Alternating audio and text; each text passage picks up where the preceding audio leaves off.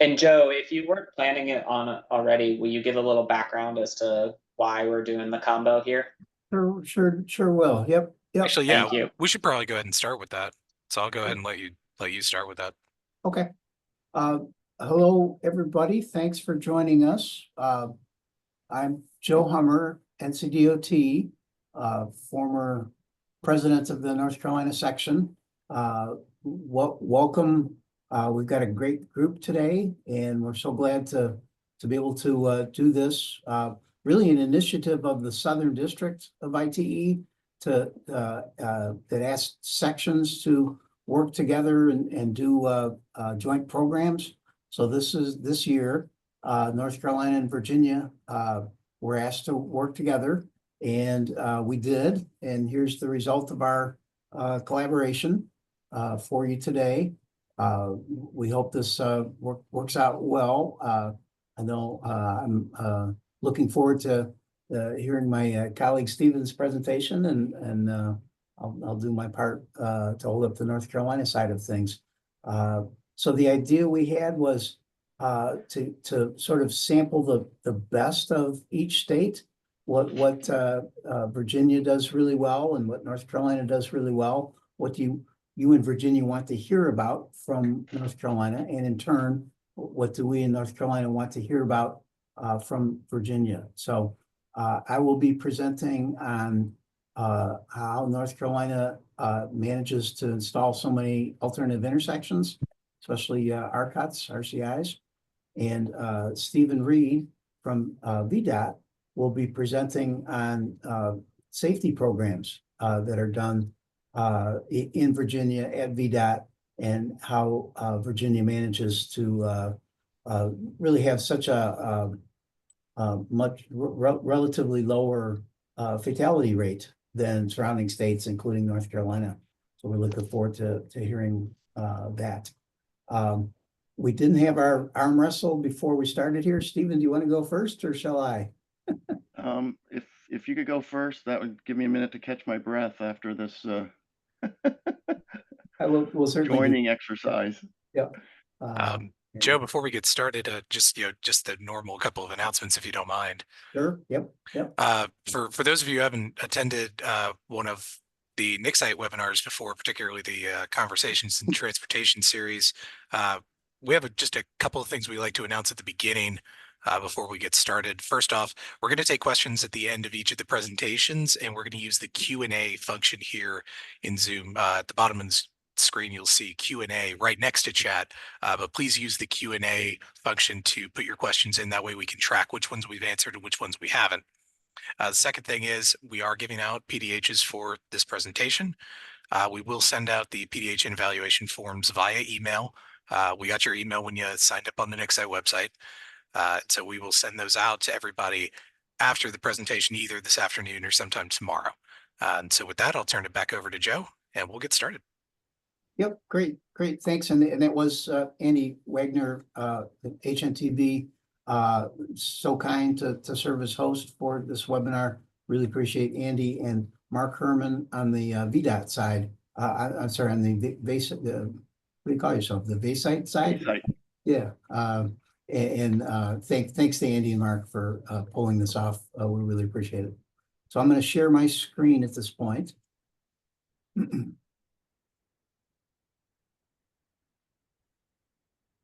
And Andy or somebody verify that you can see the slides now? Yep, all good. Okay. So talking about NCDOT success in building alternative intersections and interchanges. The main one I'll focus on is RCUT, or as we call it in this state, RCI. And I'm sure most everybody on the call is familiar with that concept, but if you're not, the idea here is on the side street in the little diagram here, that's the north-south street. We redirect left turns and through movements. They first get asked to turn right, head down the street a little ways, make a U-turn, and then come back and complete their movement. So yeah, we've got a lot of them. Kind of lost count, somewhere above 400. It's tough to count because there's a lot of partials and variations out there. But yeah, we're well above 400 statewide. By far the leader in what we call RCIs, and I think that's worldwide actually, and many more in process. And we're very proud of that in North Carolina. Slide shows a few images of a few of our RCIs. Most of ours are rural and unsignalized version, including the two shown on this slide. The first one in North Carolina appeared in the year 2000. It was in the western part of the state in the mountains on US 74 west of Asheville. It was a homegrown, very local solution. There were R-cuts, the Super Street, J-turn, I think they were called Super Streets back then.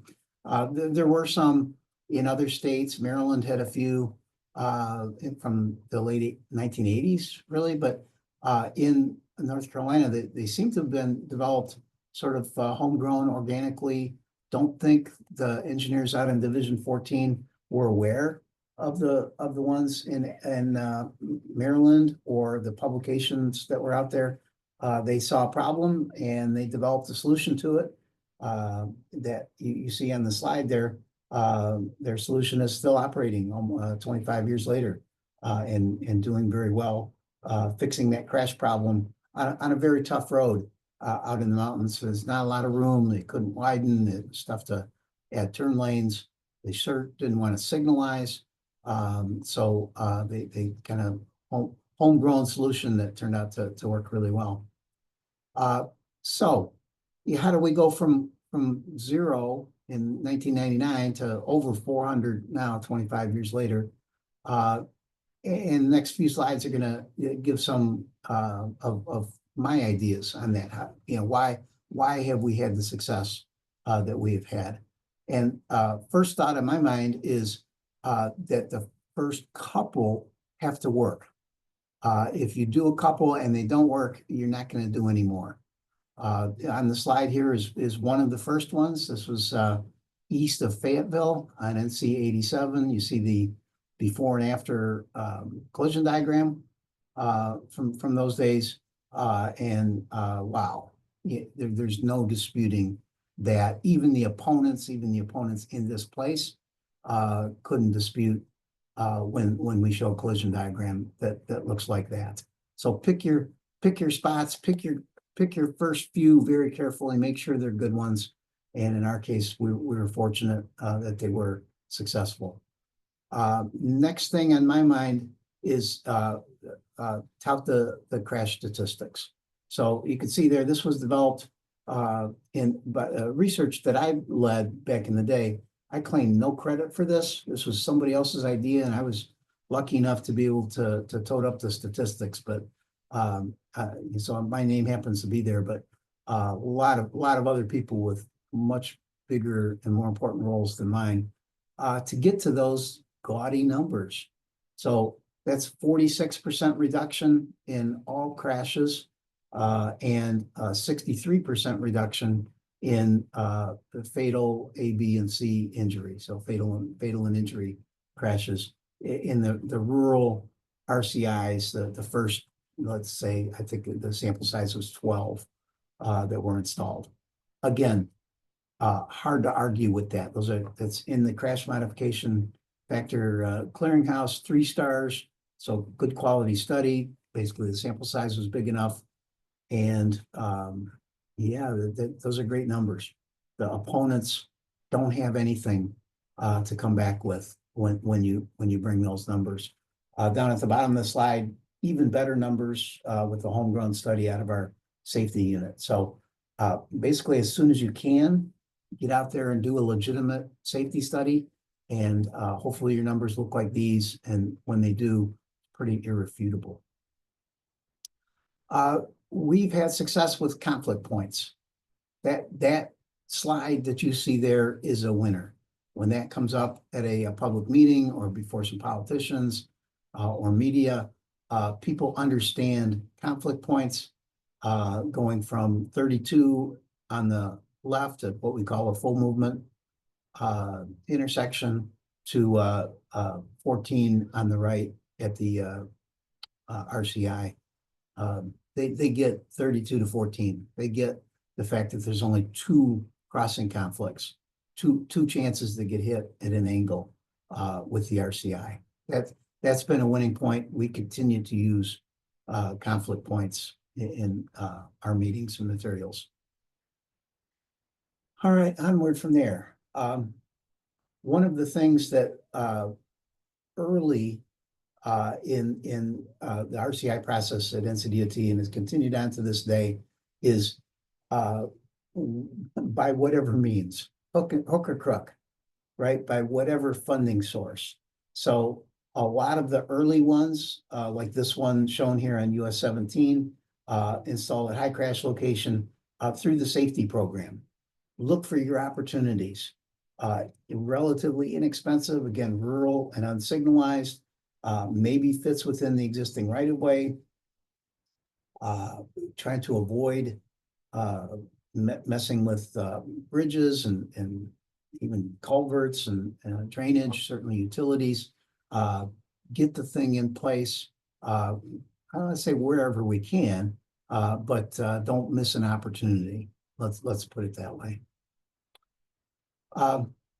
TIP projects, fantastic. They take a long time in North Carolina, probably do in Virginia as well, but get the wheels started. The picture on the slide, that RCI is got installed through our actually school studies program. And I just held a webinar on that earlier this afternoon. We don't have much money. We have a lot of schools. Try to spread the money out as well as we can. And in this case, a relatively inexpensive RCI to serve a new school, it was a win-win. Still relatively inexpensive and was going to be safe and efficient. So we didn't miss an opportunity even with a school project. Division funding, grant funding, if we can get a developer to do one through a TIA process, whatever means, right? Like don't miss an opportunity to get one of these things in place. I've got more to say on this in a few minutes, but this has helped in that we have prioritization in this state, as Virginia does, to decide what to fund within our TIP. Quantitative formula basically removes a lot of the politics out of the decision making. And here's the twist we brought to it. A factor for RCIs that if you are at an MPO or division and RPO, MPO or division, touting a project and it happens to have 50% or more of the intersections with RCI features, redirected movements, you get extra points, as well you should, right? That's going to help safety, that's going to help efficiency, it's going to be better for all of us. So the formula puts a little extra tweak in there, and in turn, people add RCIs to projects that maybe they wouldn't otherwise. So that again, that's a win. Is the formula perfect? Certainly not. We've got a long way to go to get toward perfection. The slide lists a couple of things that in my opinion we can improve. If we looked at it for a minute, you'd see a lot more. If you're in North Carolina, you probably have good ideas about how the formula can be improved already, but it's way better than the old smoke-filled room days. And it does have this feature of rewarding projects that come forward with RCIs or redirected movements. So that's good. Something else that works for us is to tout the cost savings. And okay, I gotta explain here, because RCIs are generally more expensive than full movement intersection because they've got the two U-turn crossovers. So what do I mean that there's a cost savings? Well, what I mean is, in comparison to what? Because if you're comparing if you're comparing RCI to full movement intersection, RCI is more expensive. If you're comparing RCI to a lot of other things, RCI is way less expensive. And so here's a couple of examples, and there's many more out there. The poster child for this in North Carolina is our stretch of US 17 south of Wilmington, heading toward Myrtle Beach. That's Brunswick County. Back in late 90s, early 2000s, the plan was to turn that into a freeway from Wilmington to Myrtle Beach at a ginormous cost. And of course, by the time that actually would have been built, like now, the costs would have been even more. Cooler heads prevailed. Hey, what else can we do here? It's a US highway. It's not an interstate. The traffic demands are high, but not overwhelming. The intersections are spaced, yada, yada. Looked at the corridor, and some bright people came up with the idea of now this would work pretty well as an RCI corridor. 25 years later, it's mostly been turned into an RCI corridor. The cost savings, again, it's probably billions of dollars at this point. In my opinion, and look at the numbers that I see, the RCI works terrifically. The citizens in that area have come to expect RCI. It's kind of their design now. When we get around to converting yet another intersection along that corridor to an RCI, it's just expected. It's what the road should look like. And so there's our cost savings. In that case, billions of dollars of a freeway that we didn't have to build. RCI is working splendidly. Another example here in the Raleigh area, Wake County, US 401 heading northeast of town.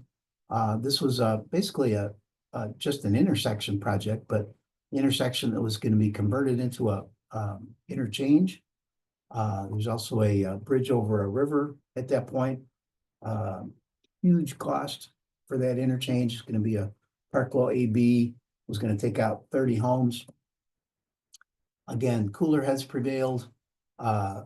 We don't need that interchange. It's not a freeway. It's never going to be a freeway. There's not freeway on either side of it.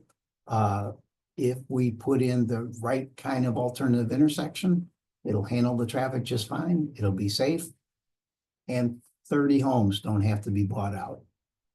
So that's under construction right now. It's basically a three-legged CFI, continuous flow intersection, with a offset feature there. And another example, cost savings compared to not a conventional intersection, because the conventional intersection was failing, is failing, would fail in the future. That's not a fair comparison compared to the interchange that would have been needed. The alternative intersection provide great cost savings. Okay.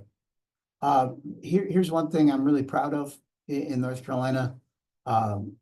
We go statewide. We don't pick on anybody. We don't experiment on anybody. We install RCI in front of everything. It's now more or less the expectation. When there were a few dozen of them out there, somebody could maybe have a halfway decent argument of saying, why are you picking on me?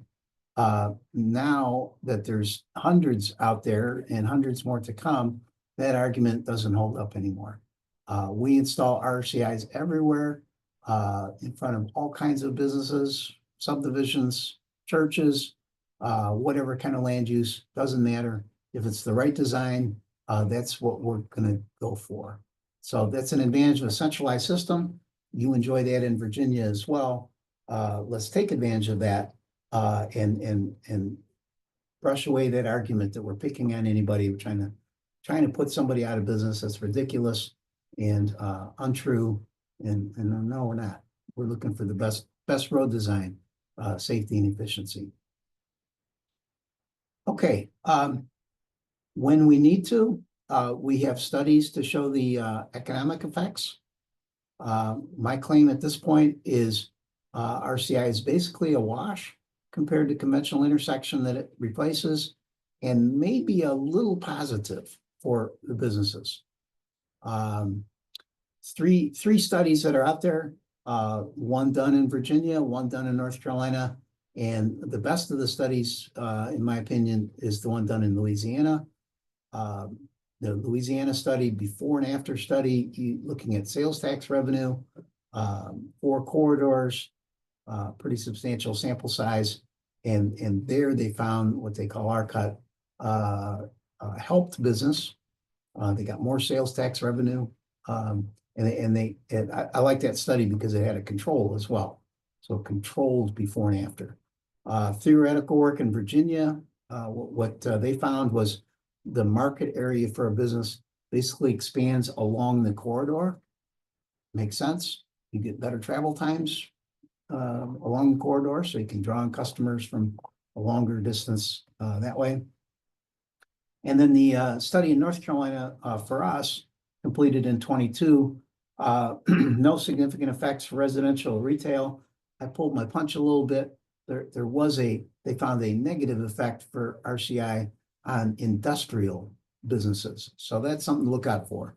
But residential or retail, no economic effect one way or the other, not better, not worse. Many other factors contribute much more to the success or failure of a business. So hopefully there'll be more research in time, but those are 3 good studies that have been out there to bolster our claim. No economic impact, or maybe slightly positive. So other things, we have good communication materials. We use those, we bring those out. You see here our YouTube page, showing how RCI works. Honestly, I like VDOT's material better than ours, better than NCDOT. Got a good set of materials there to use when you go out to the public as well. I hope both Virginia and North Carolina that we maintain those as the years go by, that they don't get stale. All right, here's another factor that I think has helped us. We compromise. Right, we're not going by the textbook. We're not drawing lines in sand. We're listening to our stakeholders, and when we need to compromise, we do often, and it's okay, because 90% of the perfect solution is still quite awesome. Let's get it built. The slide says over 20 potential types of compromises. There's probably more than that. Signal timing is a big factor. The spacing of the existing intersections. Do we really need on a signalized arterial? Do we really need to convert all of those intersections? Maybe not. And then these days, the compromise with 3-phase design. If we can't go all the way to the RCI, the 2-phase design, maybe we can make a compromise and still have a 3rd phase, but still much safer and much more efficient than the full movement 4-phase design. So here's one. I presume you're familiar with this in Virginia. Don't know if any of yours are open yet, but we're looking forward to them soon. We have 3 in North Carolina that are open now. The through cut 3-phase design redirects the minor street through movement, and it's superb. My prediction is we'll end up with thousands of these in Virginia and North Carolina in the coming years, because it's going to be a good compromise solution in a lot of places. And here's another compromise that seems to be popping up in our network. The first one of these we think it ever was open is in Louisiana. We don't have any open now, but they're coming soon. On the southbound approach, the top of the screen here, you can see that's right out only. So you're redirecting 2 movements there. Again, gets you down to 3 phases. Is it as good as RCI? No. Is it still decent compromise to get you 90% of RCI and hopefully satisfy the stakeholders at a lower cost? And probably yes. Other compromises, the bulb out at a crossover. We have learned not every bulb out has to be 90-foot diameter. Not every bulb out has to accommodate the WB 67s or whatever design vehicle, the large design vehicle that is out there. And at the end of the bulb out, like the picture is trying to show there, you can actually let traffic into a driveway as well. The textbook solution is fantastic, but come off of the textbook solution and have an artful compromise where you need to get a project done, to get something in the ground. And then crosswalks is another place where I don't know if this is even a compromise. It's just something we should do. Our RCI lets us have basically 2 free crosswalks at the U-turn crossovers. And then as the picture is trying to show here, if you align the side streets in an offset way, you can get a nice 90-degree crosswalk as well. So we don't have that open yet, coming soon. I expect we're going to do a lot more of that. Just a little realignment. The motorists never notice the extra 50 feet, but the pedestrians and the stakeholders will sure appreciate that. One more aspect of our program in North Carolina that I really appreciate is willingness to choose the do nothing option. If we tried for RCI or whatever alternative intersection and it's a no-go, and we tried to make compromises and that's also a no-go, don't build the full movement intersection. Don't do it. Cancel the project, go to do nothing, spend your money elsewhere. There's plenty of other places to spend money in all of our divisions, all of our regions. An example of that I appreciate is near Raleigh in a suburb called Apex, a stretch of US 64, where RCI corridor got shut down some years ago. And to their eternal credit, the division canceled the project, took the heat, spent the money elsewhere. 5 or 10 years later, the project bubbled back up again because the traffic didn't go away. And this time the community didn't squawk because the traffic didn't go away. And it's not built yet. It's coming soon. We're gonna have to build a couple of bridges where the RCI would have worked before, but it'll be a corridor with some RCI features, and the world will be a better place. Choose to do nothing rather than the full movement intersection that will cost lives. Okay, a couple other things. Lots of training, webinars, workshops, conferences, whatever. Don't miss an opportunity. Get your message out there about alternative intersections, interchanges. We enjoy great leadership. I think that's the case in Virginia as well. The deal here with, this is Joe's opinion, my perception, that our political and professional leadership provides broad direction, and then after that kind of leaves us alone. Lets us be good planners and engineers. Lets us do projects. In turn, we enjoy being left alone to do good work, to do the engineering that we like to do. And we try not to embarrass our leaders. We try to do good projects, and that is a nice arrangement. I hope that you have that in Virginia. I think you do, and I wish that for other states out there as well. The political and management leadership trusts us enough that we, the planners and engineers, are trying to do the right things, and that, you know, most of the time, given a chance, that's what we're going to do. So we try not to abuse that trust, but it's a great thing. Build a culture of success.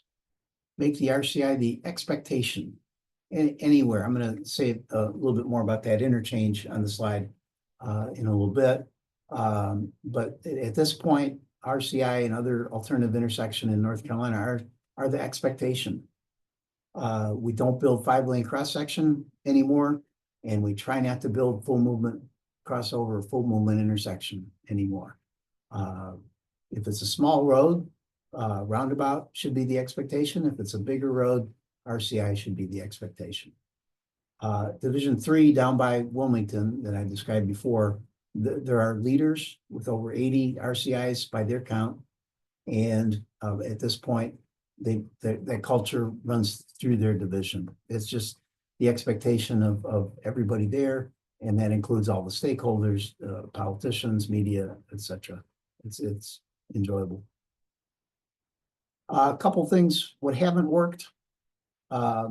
We need to do a better job, in my opinion, getting the word out there on shorter cycle lengths.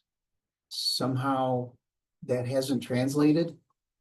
In my opinion, RCIs out there with cycle lengths that are way too long, not taking advantage of that.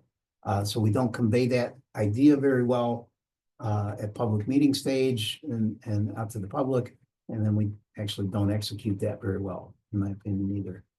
And speed control is another one that RCI lets us do that, and I don't think we communicate that well enough or take advantage of that in the field.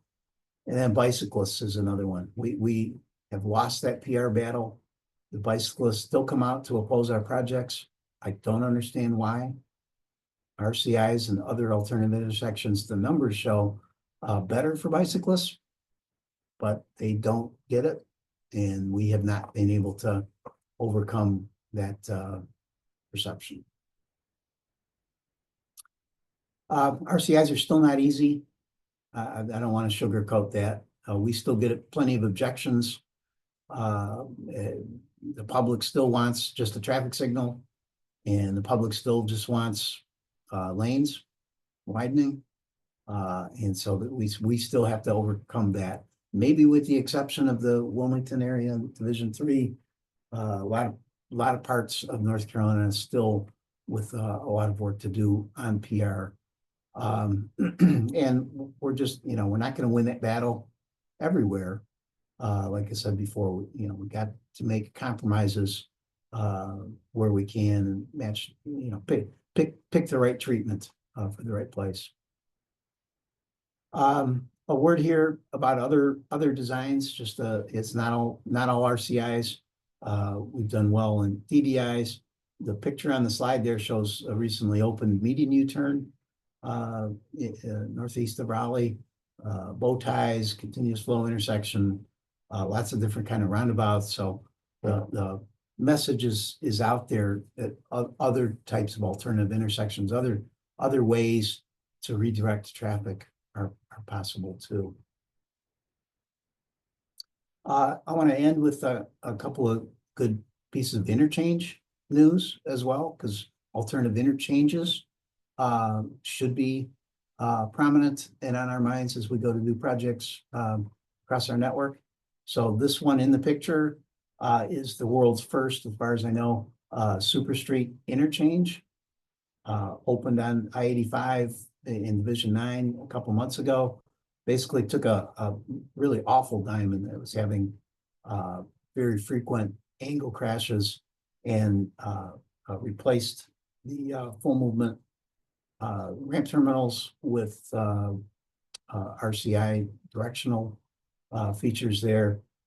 Took advantage of the fact there was already wide median, so made the project less costly, but kudos to Division 9 and to the regional traffic engineer out there for believing the concept. And here's another aspect: is it takes some courage to be the first to put your PE stamp on something that's the first in the world, the first in the state, the first in your area, county, whatever. Take some courage, and they had that here. I really appreciate that. We should celebrate that, and let's hope it works. I think it will. And then another great piece of interchange news right here in Raleigh, west side of town. It's so pretty. Over under 3-level interchange to replace a really horrible place that used to be a full cloverleaf. Lately, it had been operating with 3 loop ramps, still terrible. And this design moving a lot of traffic in a small space. And again, let's hope it works when the ribbon is cut. I think it will. And besides being pretty, it looks like it's going to be very functional. Okay, so in summary, yeah, we can do this. RCI's other alternative intersections are sort of the culture now in North Carolina. We've got that expectation out there. Here's how we did it. Kind of recap what my slides showed. It's all stems from safety. Do good studies, get the before and after data.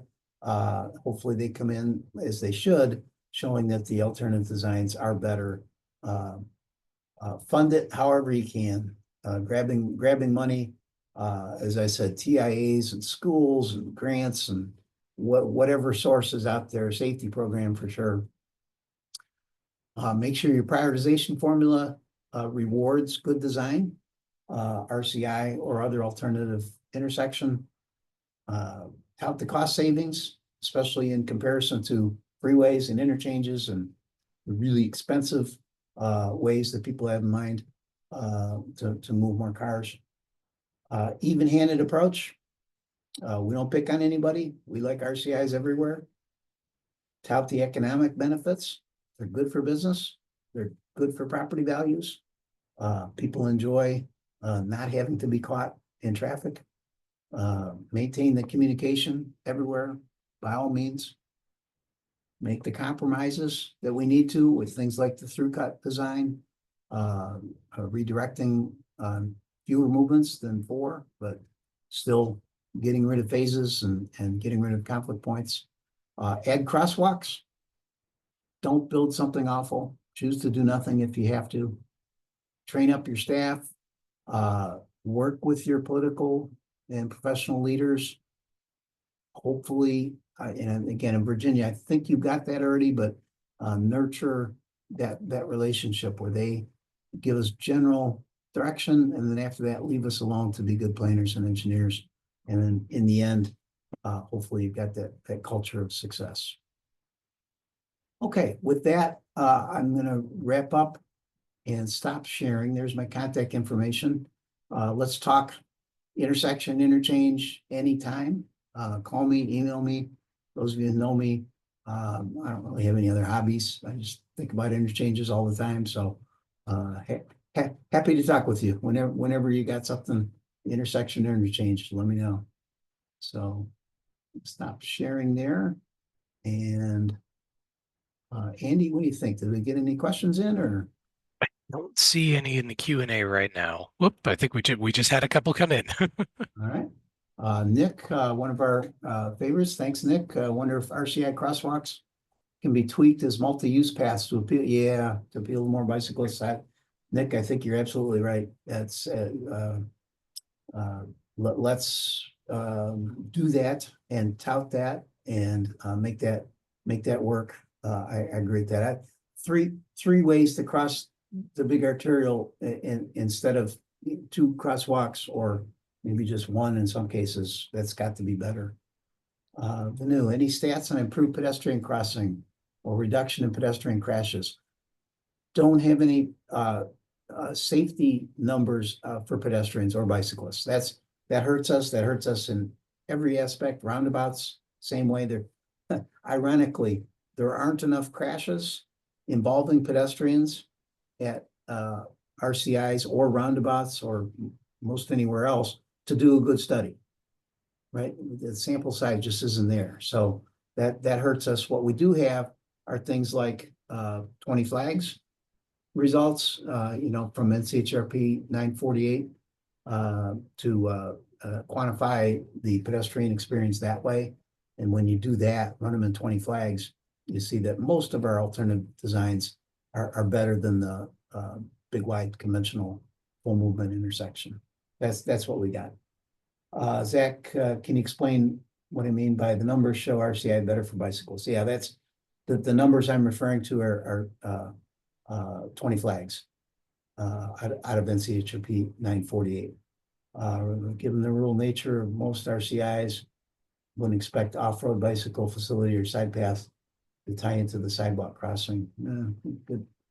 Good point there. But what I'm maintaining is that the RCI and other alternative designs um, decent for crossing the main street, terrific for bicycling along the main street as well. Let's not forget that aspect either. An anonymous attendee, can you expand on what you mean by speed control? Yeah, right. Thanks. What I mean by that is what my friend Mike Brown talked about the other day during our Nixite conversation. Faster travel times, slower speed, right? We can get people from A to B, origin to destination, faster, which is what they really care about, while having slower progression speeds along the arterials with alternative intersections. If we space the signals right, if we reduce the phasing correctly, if we go to half signals instead of full signals, we can get that sort of optimum combination, the holy grail there.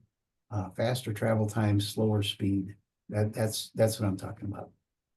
Well, thank you, Anonymous. And finally, how did you engage the public over the years to make the intersection types the norm? Yeah, every which way, right? Any way we could think of to get the message out there to the public.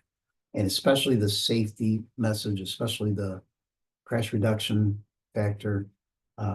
So yeah, public hearings, meetings, regular meetings in front of county commissioners or town councils or whoever would invite us.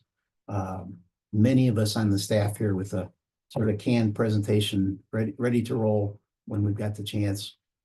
Workshops, conferences, don't miss a chance. Anybody hands you a megaphone, you grab it, just like this. You grab it, you start shouting about the glories of RCIs. So engage them. Television, I've just done on TV. Don't forget about Humble Television. I was just on television a couple weeks ago. Don't miss an opportunity. So very good. I think I'm right on my time, 3:45. Awesome. Thank you very much. Hope this was interesting. Hope it helped. And at this point, going to turn things right over to Stephen so we can hear about how to make our roads safer.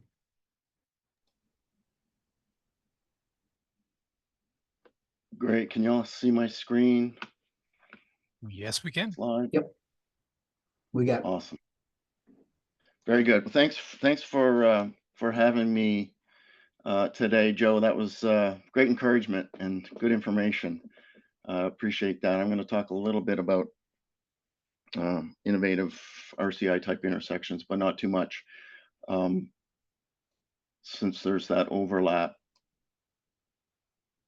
All right. So just to level set, Virginia is very similar to North Carolina, where we maintain most of the roadway network, about 82% of it or so. We have districts, not divisions. There's 9 of them. And so we have a lot of miles to maintain and to deliver projects on, just like in North Carolina. It's primarily our cities and big or large towns that maintain their own network. We have 2 counties that chose to look like a city, although they're still named a county, and take ownership of what we call the secondary system, the county road system here in Virginia. But all other counties, we own everything down to the cul-de-sac. So when I talk about outreach to our off-system, our local folks, I'm pretty much talking about towns and cities, as well as those 2 very urbanized counties, one outside of Richmond here and the other in Northern Virginia. So I want to step back at least a decade and even further with our dedicated safety funds, where we wanted to improve the project planning and readiness of projects and change it from sort of selecting a very rough idea of what the project scope and schedule was and program the funds, and then try to figure out what are the design elements and details in that scope later on, to something that was more front loaded in terms of planning and scoping the project and getting a good cost and schedule estimated, and then look at selecting that project, hopefully with the largest return on investment, and programming those funds. And so what that has led to is more innovation and more multimodal projects, particularly in our urban and suburban areas, and more safety improvements in our rural areas as well, where sort of, congestion relief is not as big of a measure there in terms of looking at the benefits of projects, as well as some of the transit and access type projects as well. The game changer was about 10 years ago, when we had legislation that stood up smart scale. So I'm going to talk about that, but also talk about our highway safety program in terms of the investment down there in the bottom right. But we're working together now more holistically across all our programs with regards to planning with what we call VTrans, and then evaluating projects, doing alternatives analysis through what we call Project Pipeline and STARS, using our safety circuit rider program, and working with Department of Health in a really great initiative of looking at active transportation, health and safety in the together for that, before we're investing those funds, and then managing that and having a feedback loop that I want to talk about a little bit. And that's all been process has been sort of stood up through what is a now very robust Office of Intermodal Planning and Investment that looks at those four life cycle components of our roadway. In terms of our Virginia Highway Safety Improvement Program, we have traditionally had two pots of money that we split three ways in terms of project delivery. We were one of the states in the union to stand up a risk-based vulnerable road user safety program for bicycle and pedestrian safety. That started actually in 2004, 20 years ago. So we're pretty proud of that program, with a set aside of our federal Section 148 safe federal highways funds, as well as our rail grade crossing program, which has been in existence back for many decades. And then that's supported in building the program with this safety circuit rider. So I want to talk about that a little bit, and the success of that, of where we've looked at over the years developing what we call spot, hybrid, and our systemic safety programs. And I'll describe those here on the next slide, where we've moved from traditionally being spot driven, back when our program 20 years ago was only 1/10 the funding of what we get now, in terms of looking at a single location, like an RCI that Joe talked about, to something along a corridor, in terms of those spots that could be a range of improvement dollars, versus a hybrid. And those tend to be operational and safety projects, such as widening a shoulder to fit in a rumble strip, or doing some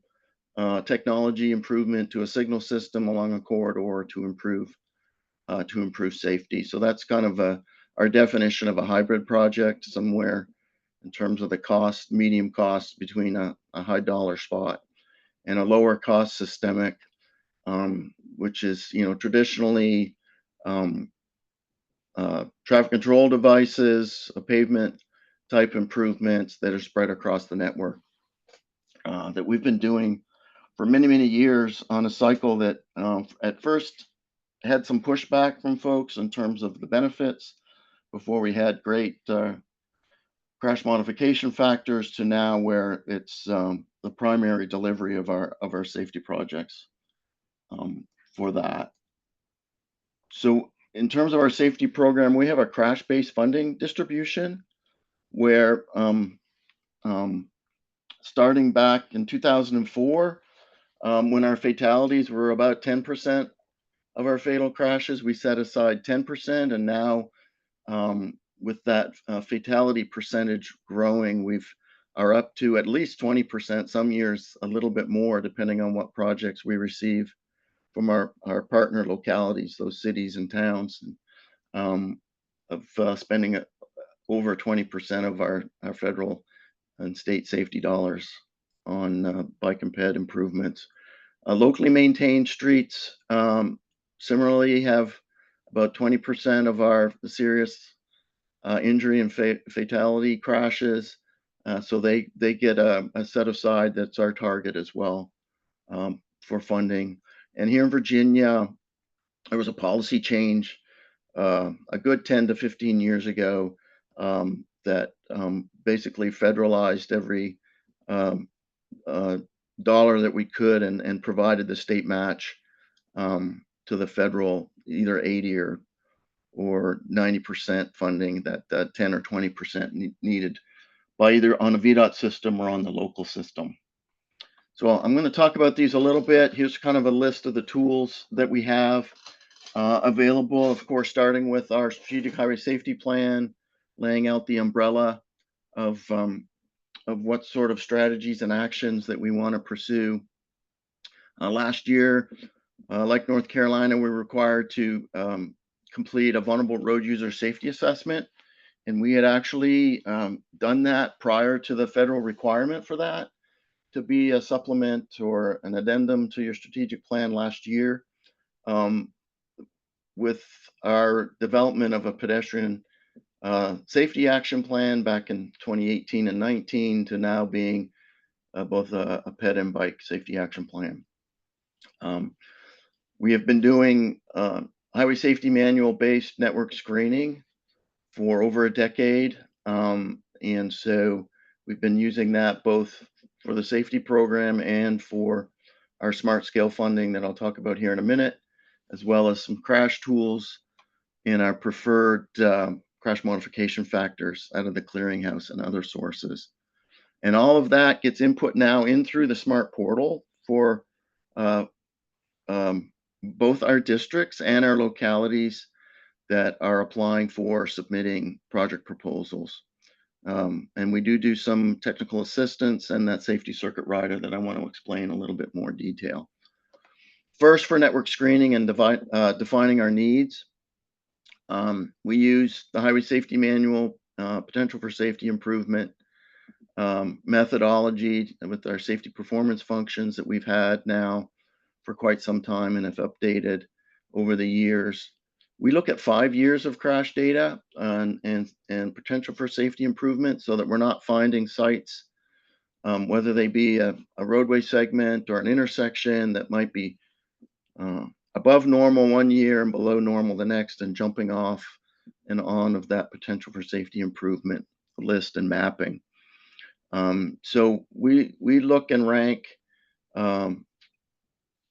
segments and intersections separately for those that have at least 3 years or more out of the 5 years with the potential for safety improvement with above expected crashes at that location. And then we also, particularly for smart scale, look for more than 3 fatal and injury crashes over the last 5 years, so that if it's identified as a need, we are hoping then that it will get a good safety score based on that. That full network is published by OIP, that Office of Intermodal Planning and Investment, on their VTrans needs through a map explorer, and you can search there that we've published that all the way back to 2019. Also, for the safety program and for smart scale, we have our pedestrian bicyclist safety action plan, which is now in version 4. The most current version, again, started back in the 2019 time period, which uses a mix of social, economic, and community feature data, health data, to look at where people are working, what is the propensity for active transportation from our vulnerable road users, and then some risk factors that are in there in terms of roadway characteristics, predominantly number of lanes for people to cross and the traffic volume for them to be in conflict with.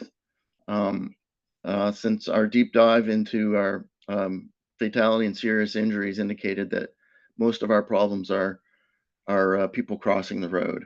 And so those are our risk factors that are built in to our geospatial factor analysis, as well as having crash as a factor if crashes occur. So you can search this out and find our top 1% and 5%. We've been focusing just on that top 1%, which is just under 1,000 centerline miles in Virginia for our safety program and our smart scale, but that is something that could be ever expanding into the next ranks segments there. Real quickly on this slide, because I'm going to talk about some of the improvements that we've been focusing on and moving towards systemic safety, as I've mentioned. Just wanted to say here that it is tied back to our strategic plan, the safe system approach, with the elements there in terms of what we're doing and the actions that are in the strategic plan. We are and tend to be still cost benefit ratio driven, and at least want to look at that for to see what that is for our systemic improvements, although some of them are more risk based driven in order to find where we think we're going to be driving down our safety measures, our reportable safety measures in terms of deaths and serious injuries. Some of the tools that we have, we've developed Power BI tools that looks at our data. Our crash data tends to be 2 to 3 months behind, and we update this on a monthly basis when we believe we have all of the crashes based on historic trends of the number of crashes by month. And it may make it available to people to search across the strategic plan emphasis areas, different user groups, etc., and drill down to project locations and get a better idea of the details of the data there and do some cross tabulations, etc., for project development. And we also develop and now a Power BI tool for our crash summary book, which looks at comparative statistics across routes, different geographical areas, functional class system, etc. For that comparison statistic, if folks need that for project purpose and need, comparisons for the public to relate to in terms of crash rates, etc. And like many states, we have a preferred CMF list of factors and functions with supporting. Hey, Stephen. Yeah.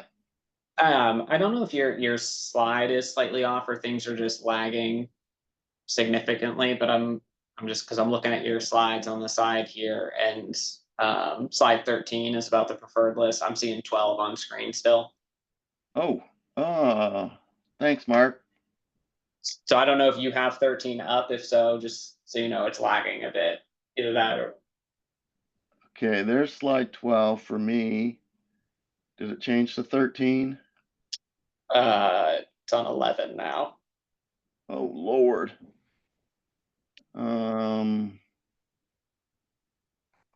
Let me end the slideshow and Yeah, show it you may again. want to Thanks, try Mark.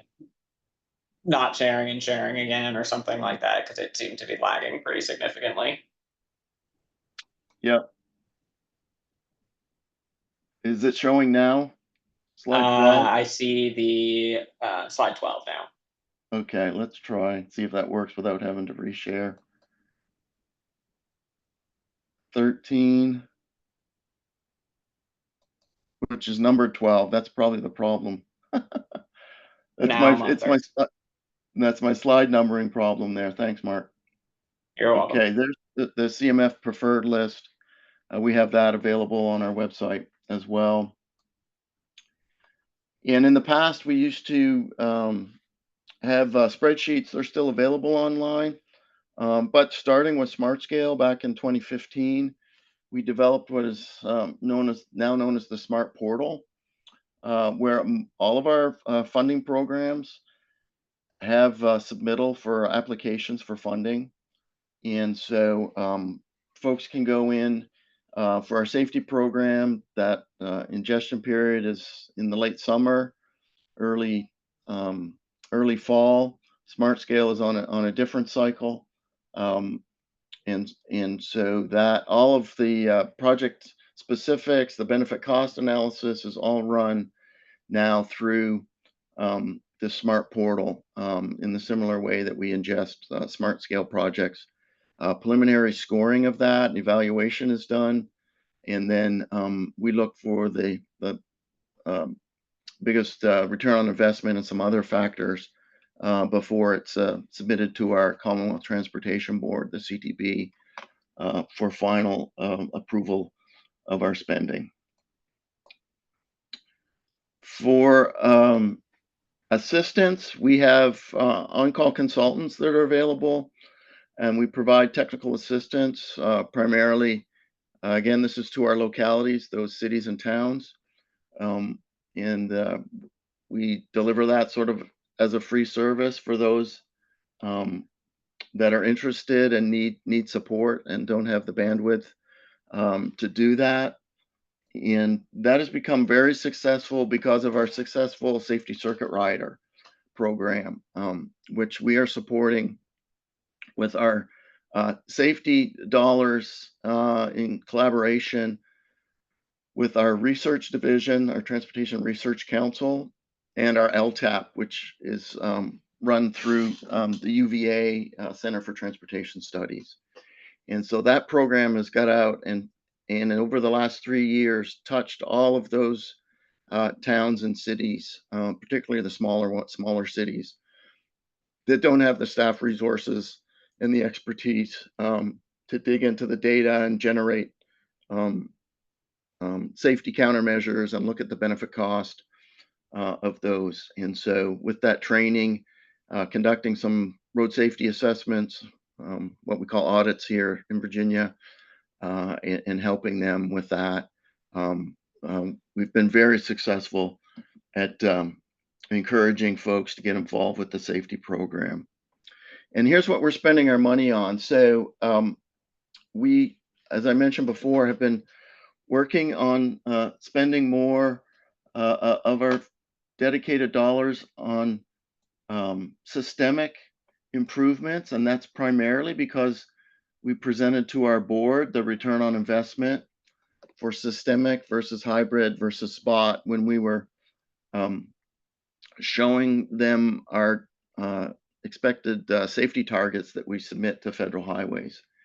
And so with that, they had us pivot back in 2020 and really just finish up our existing spot and hybrid projects and really focus on these 6 systemic projects across the network that are pavement related in terms of keeping people in their lanes and reducing their speeds and separating the user groups for road diets, primarily on our local partner networks. And then for non-paving related are the traditional traffic control related improvements of signing and marking, where we're spending a lot of money finishing up our looking at all of our signalized intersections on the VDOT network, and we're working with our partners in the localities on that, upgrading, first starting with our signalized intersection pedestrian crossings, and now doing some unsignalized crossings and mid-block crossings, our curve treatments, unsignalized enhancements of redundancy and duplication at the approaches to unsignalized intersections in terms of our traffic control devices. That work is completing very well. When we talk about those signalized improvements up in the upper left, that's on the VDOT maintained network. And now we're working with our partners with some of our projects in recent years in the cities for them to install those where they deem them warranted. So you can see that the traffic control devices are moving ahead at a faster pace because we're following, in many cases, the resurfacing cycle with our pavement-related improvements, including what we call shoulder wedge or safety edge, if you use the trademarked name for that, including our rumble strips.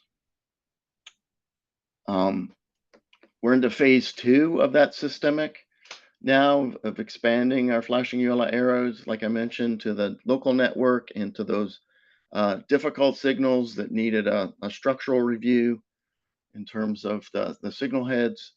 We're looking at those now and expanding our pedestrian crossings, both at the local level into 2 of our urbanized districts in Northern Virginia and here in the Richmond district in the Richmond region, where we have a significant amount of our bicycle and pedestrian fatalities and serious injuries. And then just recently, we've launched a huge initiative, about $150 million when you include the engineering, to look at rural 2-lane roads that don't traditionally get a lot of funding from the safety program or from Smart Scale, to look at systemic projects, maybe some hybrid projects that we can implement on rural 2-lane roads. So how are we doing at tracking? It was difficult before with the decentralized DOT, with all the districts delivering systemic projects, but we've been able to, with technology of SharePoint and Power BI, now with these newer initiatives in the last 5 years or so, stand up a SharePoint and a Power BI tool to track where we're doing these systemic improvements. All this data is input into the system by our districts, and it's a requirement for our localities that are getting systemic safety funds to input the data to track that as well. And then this data gets reported to our chief engineer and our district administrators, district engineers, on a quarterly basis. So we talk about which sites are planned or under review in terms of that final design for delivery, and then which ones have been installed over time. So this is front and center to our management, and encouraged by our management, like Joe mentioned with the RCIs in North Carolina. I just want to close out the discussion this afternoon on talking about Smart Scale for those that aren't up to speed on what that is all about, predominantly because of our shift from building with asphalt, concrete, and steel with our safety program to being more systemic. With the initiation of Smart Scale, we tend to send our innovative or alternative intersections and larger projects over to Smart Scale for scoring and prioritization over there. And as you can see, safety is at the top, and one of the scores that actually we're assessing now. So projects are on a 2-year cycle. They're submitted every 2 years, and we fill out the last 2 years of our 6-year construction program. So beyond the 3-year tip, we're programming out years 5 and 6 of our 6-year construction program with Smart Scale.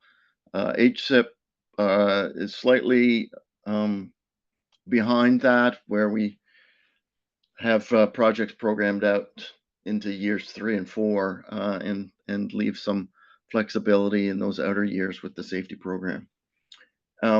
This is a major collaboration between the Department of Intermodal Planning and Investment with our Department of Rail. and with VDOT to be multimodal, where we look at the funding availability and the projects being eligible. Are they meeting a need?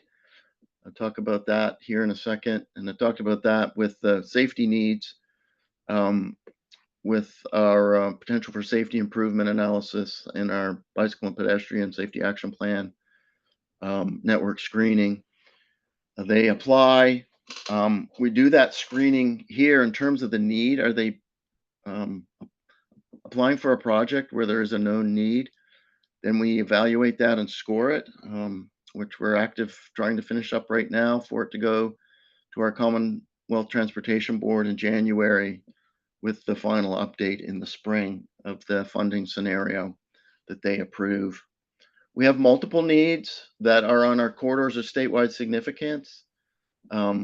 That's our major multimodal corridors, where we have an interstate, parallel arterial, usually rail. There's a couple of corridors across the southern part of the state, US 460 and 58, that don't have interstates, but they're corridors as well. We have our regional networks, which are in our MPOs, TPOs. Urban development areas are designated through a process in the Code of Virginia for development needs, and then of course safety for us. The scale measures there, safety's over to the right there and circled, not the first one, because it's not necessarily the highest one in every what we call area category type. But you can see there from the urbanized area, with the safety score getting 15% of the weighted benefit, when we look at benefits divided by the cost of the project, all the way to the rural areas where it's 40% of the score. And so there is that a competition between economic development, accessibility, environmental quality, and land use, which has been a specialized area that has been essentially removed from that scoring realm here in recent rounds. For scoring, we look at the crash reduction just like we do for our safety improvement program. We don't do a full benefit cost analysis. We're looking at the reduction of our equivalent property damage only. So we're not looking at the property damage collisions. We're just looking at the fatality and the injury collisions by severity in terms of that, and the rate, and then it gets a weighted score based on those reductions. The scoring or the analysis is very similar to HSIP, where we segment the roadway network and we apply crash modification factors to those improvements. We've got a nice GIS tool that allow us to define all of that, and has a drop down for applying the CMFs. And then in the background, we're capturing the crashes and applying the VMT to calculate our reductions in the EPDO and the EPDO rate after we've applied that and saved the project, essentially for the quote unquote scoring. And then I'll finish and hopefully have some time for some comments and questions, to say that if what I call evaluation loop, not the evaluation loop that I had with the OIP life cycle circle, but actually evaluation of the benefits afterwards, which they call measure performance-based planning measuring, is the important aspect of looking at the benefits. And Joe mentioned this for the RCIs.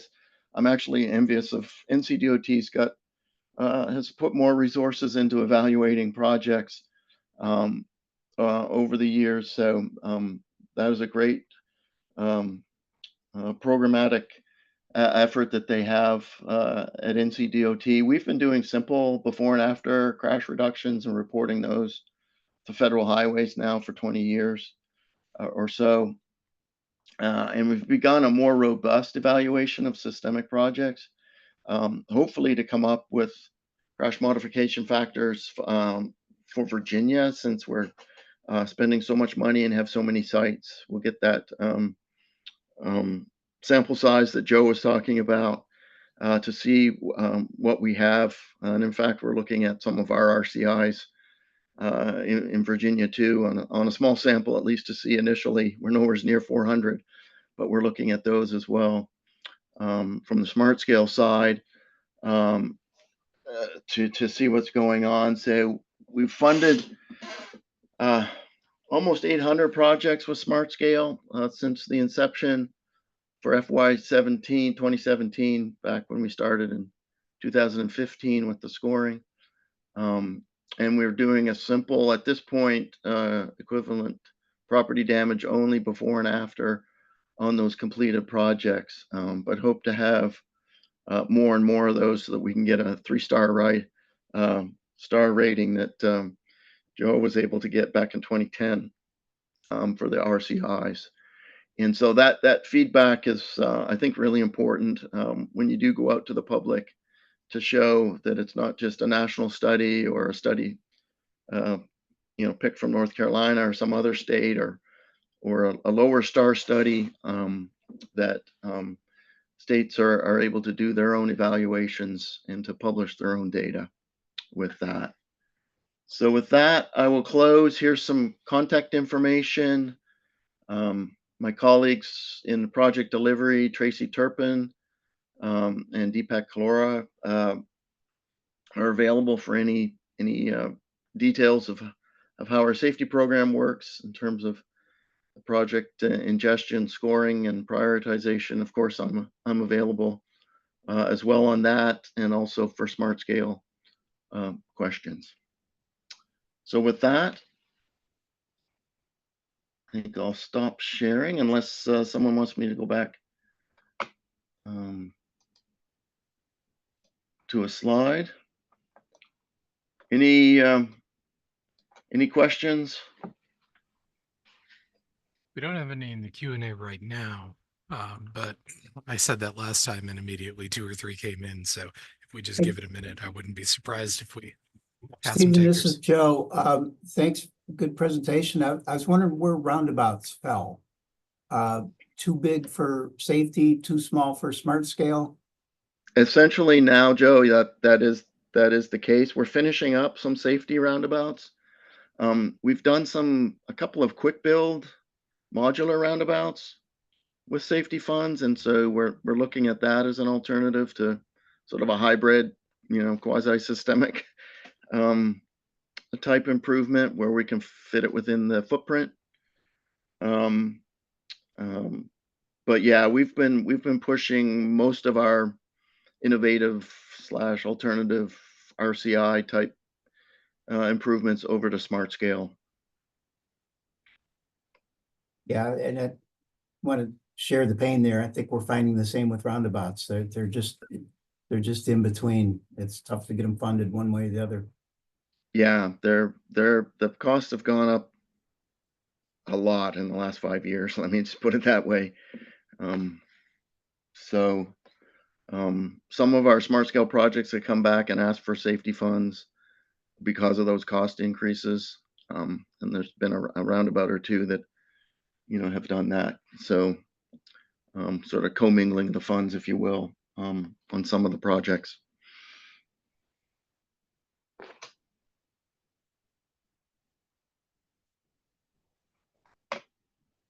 Anything else from chat? Let me see. Looks like we got one. I'm not sure if you can see them or not on the Q&A. No, I can't, Andy, in the Okay. panel. Yeah. We had Ruben asked a question. What's Virginia's experience with engineers and planners allowed to do their jobs versus being dictated to as solutions? That's an interesting question. Yeah. Thanks, Joe, for priming the pump on that one. I think it's getting better. We have spent a lot of time, like Joe said, with outreach and training.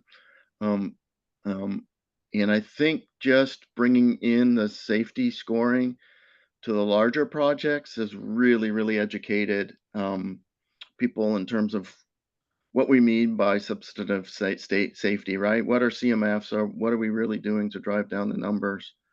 And so our planners often take the lead with our localities, whether it be on the VDOT network, you know, in a county, or with our cities, in terms of generating those projects, and have done a great job just to be good planners, and now safety planners, which to me is a big lift. That safety is sort of outside of, you know, just the 4 or 5% of the overall construction program in terms of funding. So that's been big. And then we've, you know, definitely brought along our design engineers, because they're making sure that the scope is clear, and the costs are good.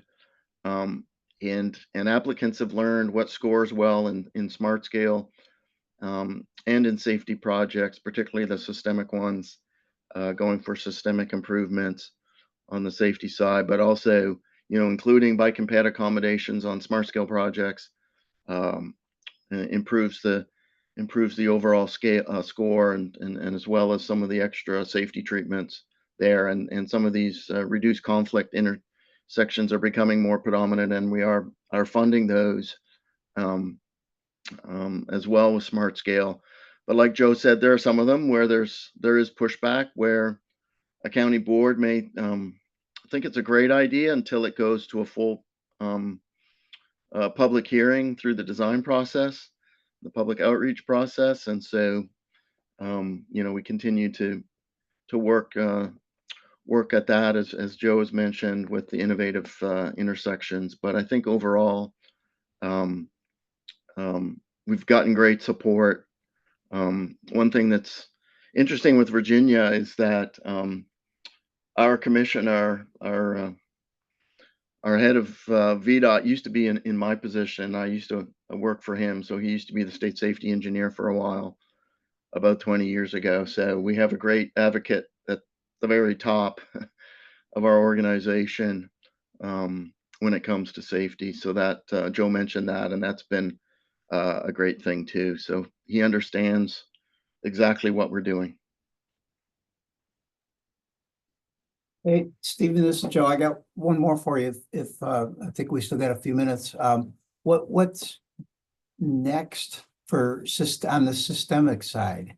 What is there one that you've kind of got in the bullpen, that when some of these, you know, sounds like you're going to get Yep. done with them. So what do you see coming? Yeah, we're working on that list. So we're looking at some more signalized. Of course, some of those will continue. That $150 million for rural 2-lane roads is only hitting about a couple thousand miles. So we've got a lot more to do, and some of those ones that I mentioned, Joe, on signalized intersections, the rural 2-lane road, more roadway departure centric improvement, systemic improvements. But we're looking at some more signalized intersection type things. So we've actually looked south to North Carolina with your leading pedestrian interval, your LPI work that you've been doing, as well as some dynamic all red extension at our signals. So that's a couple of ideas that we're investigating. We've done a little bit of high friction treatment. We're probably looking to do more of that, because we're standing up a continuous friction, trying to stand up a continuous friction monitoring program in Virginia. So that's on my to-do list for 2025, is to get going with friction related improvements. And then finally, what am I missing? Oh, roadway lighting. So we are a nodes, not roads lighting policy to look at intersections, mid-block interchanges. And so we hope to do some roadway lighting, because our deep dive is showing that well over 2/3 of our fatalities and serious injuries are at night, where it's unlit in particular. But even where it's lit, going back and looking at, is there, is the illumination sufficient or in the right locations to best provide that visibility at night. So those are the top four right now, Joe.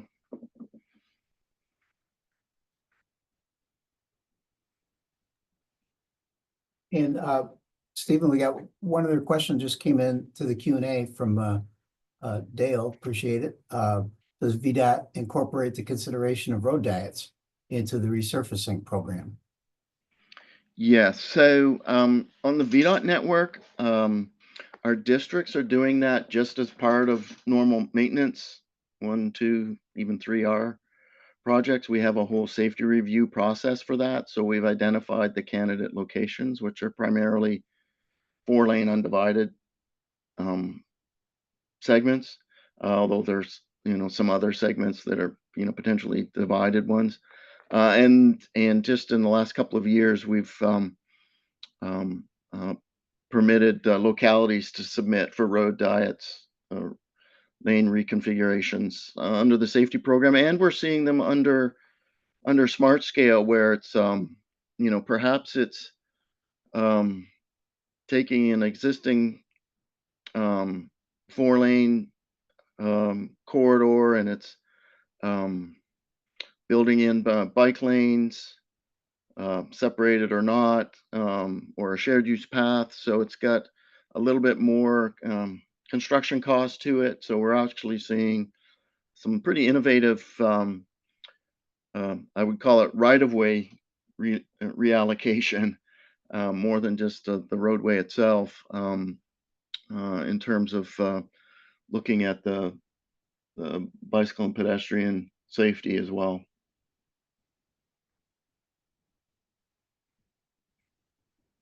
Stephen, thanks so much. We're at time here, and I think Andy, if it's okay, we're gonna call it there, but just say thank you to Stephen. Thanks to Mark and to Andy for setting up. Had a great number of participants today, and I really appreciated hearing some good things out of Virginia, some things we should ponder here in North Carolina, and hopefully same goes the other way. So thanks all around. And Andy, back to you for any closing thoughts, any words? No, nothing in particular. Again, thanks for everybody's attendance. I think we got at the peak there almost about 120 folks, which is great. Great participation from both sections. Again, like I mentioned, you'll get your PDH and evaluation forms probably tomorrow morning, and that'll get sent out to you via email. Again, thanks everybody for attending. And again, we did record all of this, so we'll find some way to get the recording out there as well. Andy, question just came in. Oh. Asking, can we distribute the slide decks with the PDHs?